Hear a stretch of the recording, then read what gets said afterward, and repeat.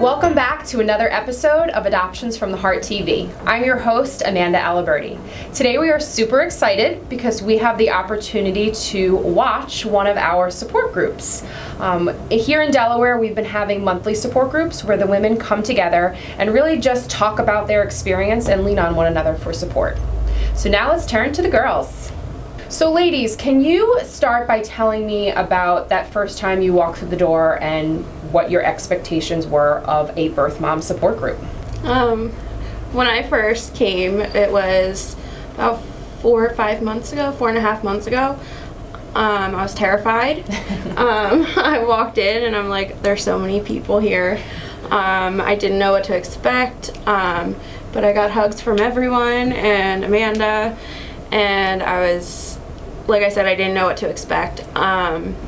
But everyone welcomed me and everyone shared their stories, and I felt like this is a little family. Mm-hmm. And now I look forward to it every month. I didn't come here alone, so I knew if I didn't bond with anybody else, I had one person, but everybody's like, oh no, we're all sisters now. So I just came in and I was like, oh, okay, I love you guys. And then I just started opening up more and more, which I didn't think I was going to do at all. Mm-hmm. And I love it. And now every time I'm here, I open up a little bit more. Yeah.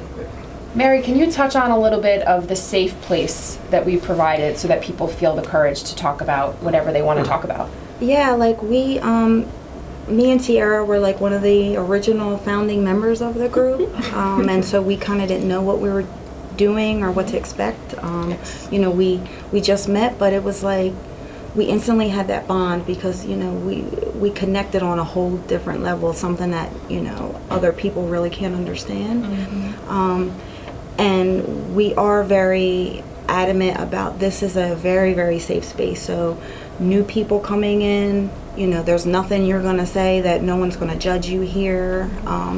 You know, everyone here, you're not forced to say anything. If you just want to sit back and kind of observe to kind of get your bearings, we're okay with that too. You know, we're just happy to have you. Yeah. And we just want you to know that you are loved. We are here, and you know, this is a no judgment, you know, love zone. Yeah. So yeah. Oh, yeah. Sierra, I know for you, you've been a great mentor to a lot of women who are scared to come in here, and you kind of text with them ahead of time, encouraging them to come in. Tell me about your experience with that.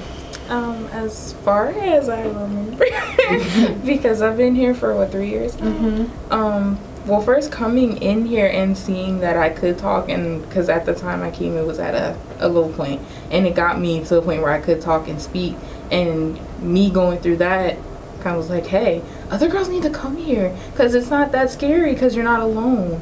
So when I started texting other girls, my whole thing with that is you don't have to come. We would love you to come, and it's a place where you can just come and see what's going on. We can talk, or you can not talk, but just know you're not alone. Yeah. So that means a lot to a lot of different girls that I have talked to, because they feel like I'm the only person going through this, and they need to know that's not true. Mm-hmm. But a lot of girls don't know that. So it's nice to know you have somewhere to come and it's safe and nobody's gonna say anything about you that's will make you second guess what you're doing. Mm-hmm. Like, we accept all of your decisions no matter what they are, and as long as you voice them, like, we're supportive of everything. Yeah, absolutely. Mm-hmm. And Ayana, I know for you, you actually invited a new person to our group that had placed before. Do you have any advice for a woman at home right now who's facing an unplanned pregnancy and is totally scared and doesn't know what to do? One thing I can actually say is don't ever be afraid to talk to somebody. Ever, because you never know what one simple talk can actually do to change your whole mindset, your whole perspective of life, period. I actually have a friend in Texas who's on suicide watch because she placed 2 weeks ago. And the only thing I asked her to do was talk to me. So, but the best thing I can say is talk to me. You don't ever want to put yourself in any type of harm, pain, because regardless, you still have other people who love you and want to be there for you. Even though her situation is hard because her parents aren't supportive of her as she would like them to be. But one thing I can say, regardless of, you may not have family, but it is somebody out there who understands what you're going through and exactly how you're feeling. And just as a final thought, a lot of people talk about the pain and, you know, the struggle that you all have gone through. Like, what helped you? Each other, honestly. It's like knowing that I can call any of these girls at any point in the time, at any point in the day, and they'll call. It was like, even if they're busy, I know they'll either call me back, they'll text me. Like, if I say, hey, I'm at this very low point, I can talk to somebody, and they'll either help me bring me out of it, or distract me enough so like I can get myself out of it.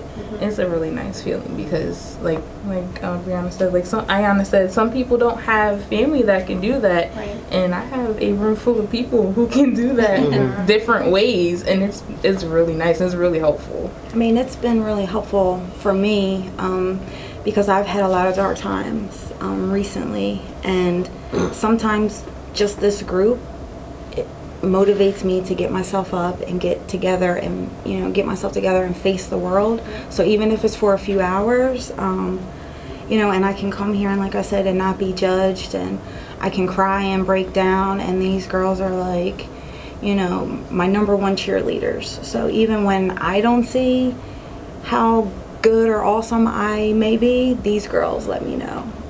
And so, you know, I look forward to coming here, and this group and these girls like save me on a monthly basis. So, you know, I'm just grateful to them and grateful to this group. Because you know what, knock on your door, come get you. And I'll be peeping. Oh no, they're out there. Anything else that you want to say? I actually get more disappointed when I miss a group. Like missing last month, I was just like, I swear I can't go.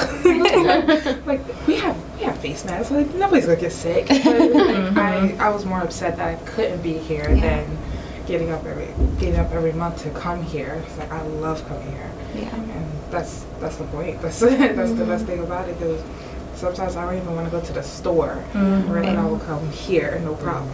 You know, and for someone new, if they're nervous, like, I guess my best advice would be just try to get to here for just one time. Just try to come one time. Just give it a chance.